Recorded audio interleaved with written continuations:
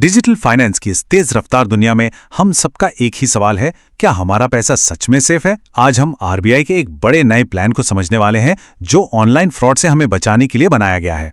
चलिए देखते हैं कि हमारे रोज के लेन देन के लिए इसके क्या मायने हैं। अच्छा, तो इस पूरी कहानी को समझने के लिए हम सबसे पहले डिजिटल पेमेंट्स की उस डार्क साइड को देखेंगे जिससे हम सब बचना चाहते हैं। फिर हम आरबीआई के नए सुरक्षा कवच पर नजर डालेंगे। इसके बाद उस 25,000 रुपए के फ्रॉड मुआवजे की तह तक जाएंगे जिसने सबका ध्यान खींचा है, और ये भी समझेंगे कि ये मामला सिर्फ पैसों से कहीं ज्यादा बड़ा क्यों है। और हाँ, सबसे जरूरी बात, इन सब का हमारी फाइनेंशियल सेफ्टी पर सीधा क्या असर पड़ने वाला है। चलिए बात उस हकीकत से शुरू करते हैं जिसके साथ हम सब जी रहे हैं। एक टैप पर पेमेंट करने की आसानी किसे पसंद नहीं, लेकिन इस सुविधा के साथ साथ कुछ खतरे भी बढ़ रहे हैं। तो सवाल यह है कि आखिर ये खतरे हैं क्या? इसे एक ही सिक्के के दो पहलुओं की तरह सोचिए। एक तरफ तो हमारे हाथ में जबरदस्त फाइनेंशियल पावर है, पलक झपकते ही यूपीआई पेमेंट्स हो जाते हैं, कार्ड से शॉपिंग करना बच्चों का खेल है और 24 घंटे बैंकिंग की आजादी है।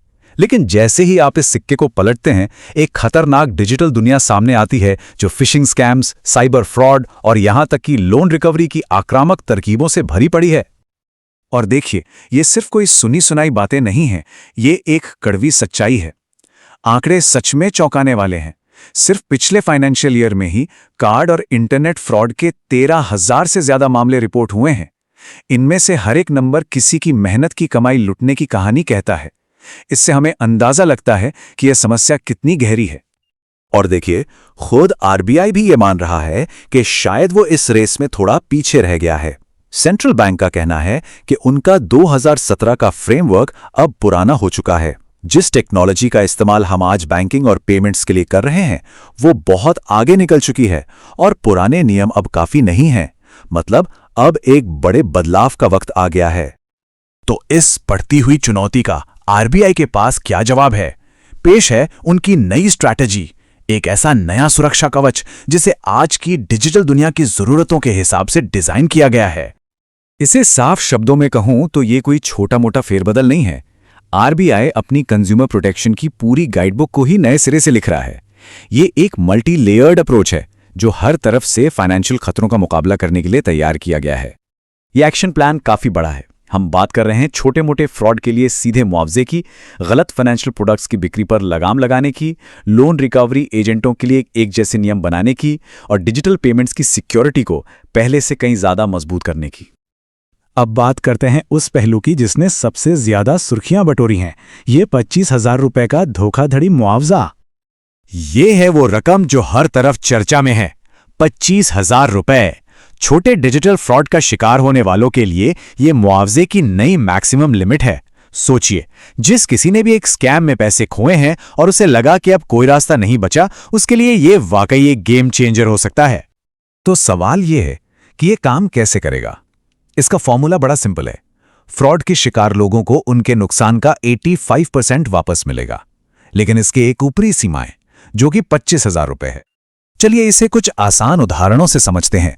मान लीजिए किसी स्कैम में आपके 20,000 रुपए चले गए, तो आपको 17,000 रुपए वापस मिलेंगे जो कि 85% है। लेकिन अगर आपका नुकसान 50,000 का हुआ हो तो इसका 85% तो 42,500 होता है। पर यहीं पर वो ऊपरी सीमा यानी मैक्सिमम कैप लागू होती है। आपको ज्यादा से ज्यादा 25,000 रुपए ही मिलेंगे। अब यहां कुछ जरूरी शर्तें भी हैं जिन्हें जानना बहुत जरूरी है।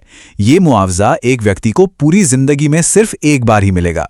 और हैरानी की बात यह है कि ये उन मामलों में भी लागू होगा जहां गलती से ओटीपी शेयर हो गया हो, जो दिखाता है कि आरबीआई भी समझता है कि स्कैमर्स कितने शातिर हो गए हैं। और इस मुआवजे का पैसा आरबीआई के अपने डिपॉजिटर एजुकेशन फंड से आएगा। लेकिन ये नया मुआवजा तो बस कहानी की शुरुआत है। आरबीआई का प्लान इससे कहीं ज्यादा बड़ा है। इसका असली मकसद फ्रॉड होने के बाद मदद करना नहीं, बल्कि उसे होने से पहले ही रोकना है। आरबीआई का नजरिया आप कह सकते हैं 360 डिग्री का है। फ्रॉड का मुआवजा देना जरूरी है, पर वो तो पूरी तस्वीर का सिर्फ एक छोटा सा हिस्सा है। वो गलत प्रोडक्ट्स की बिक्री पर भी शिकंजा कस रहे हैं, लोन वसूलने वालों के लिए नियम सख्त कर रहे हैं और ओवरऑल सिक्योरिटी को मजबूत बना रहे हैं। आपने अक्सर सुना होगा कि लोगों को बैंक में ऐसे बीमा या निवेश के प्रोडक्ट्स बेच दिए जाते हैं जिनकी उन्हें या तो जरूरत नहीं होती या जो उनके लिए बहुत रिस्की होते हैं। अब नए नियम ये पक्का करेंगे कि कोई भी प्रोडक्ट बेचने से पहले बैंक ग्राहक की रिस्क लेने की क्षमता को समझे। लोन रिकवरी एजेंटों द्वारा उत्पीड़न की शिकायतें बहुत आम हैं। अब आरबीआई सभी बैंकों और फाइनेंशियल इंस्टीट्यूशंस के लिए एक जैसे और सख्त नियम बनाने जा रहा है ताकि ग्राहकों को किसी भी तरह के गलत बर्ताव से बचाया जा सके। और बात सिर्फ यहीं खत्म नहीं होती।